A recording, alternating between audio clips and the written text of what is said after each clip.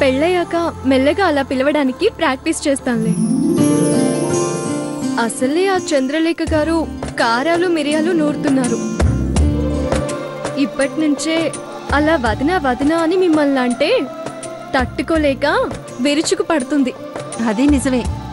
మెల్లగా పెళ్ళైన తర్వాత పిలు. అవును, నేనేంటి నిన్ను రెస్ట్ తీసుకోమని చెప్పి సుత్తేస్తూ ఇక్కడే కూర్చున్నాను. సరే వస్తాను, చాలా పనులున్నాయి. వెళ్ళి నిశ్చితార్థం ఏర్పాట్లు చూస్తాను. అలాగే.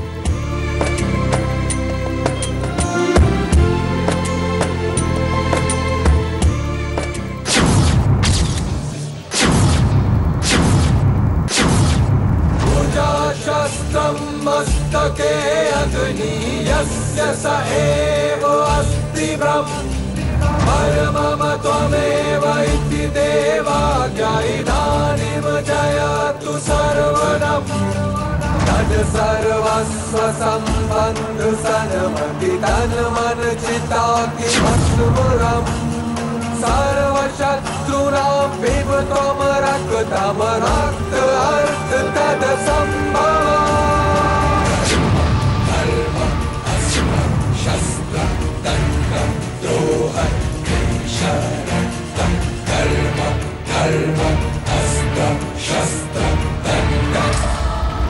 नागेन्द्रहराय त्रिलोचनाय भस्मानगराय मनेश्वराय नित्याय शुद्धाय दिगम्बराय तस्मै नकाराय नमो शिवाय तस्मै नकाराय नमो शिवाय नमो शिवाय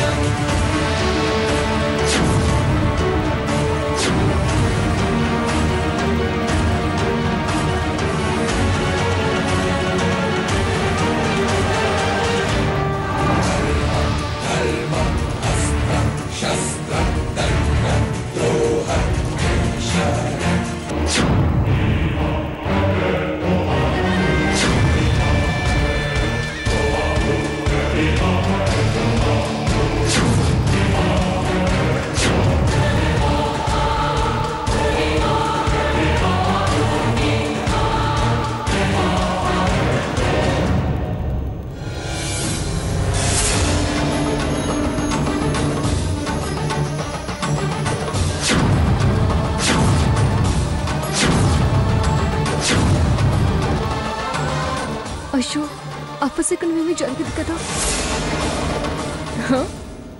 అయినా ఇది ఒరిజినల్ కాదుగా. సరే, వెళ్ళి ఆదిత్య గారితో దీని పూజ విషయం మాట్లాడి ఏమీ నష్టం జరగదు అని చెప్పి, అలాగే వారి చేతే దీనిని మళ్ళీ నా మెడలో పెట్టించుకుని వస్తాం.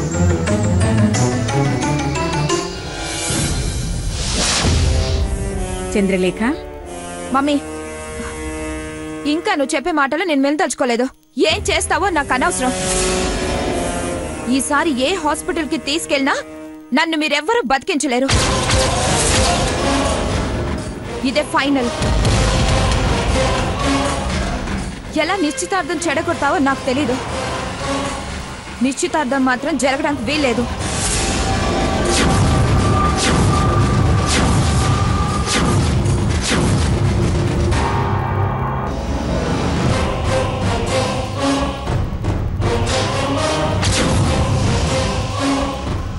ఆదిత్య గారు,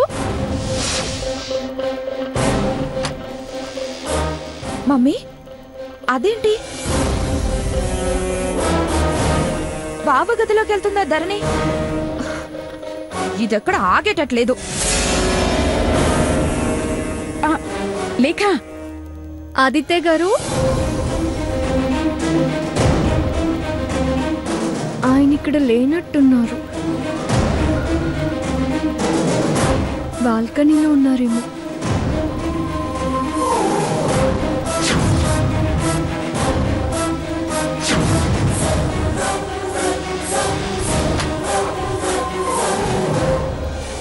ఆదిత్య గారు, ఆదిత్య గారు, తలుపు తెరవండి. ఎవరు?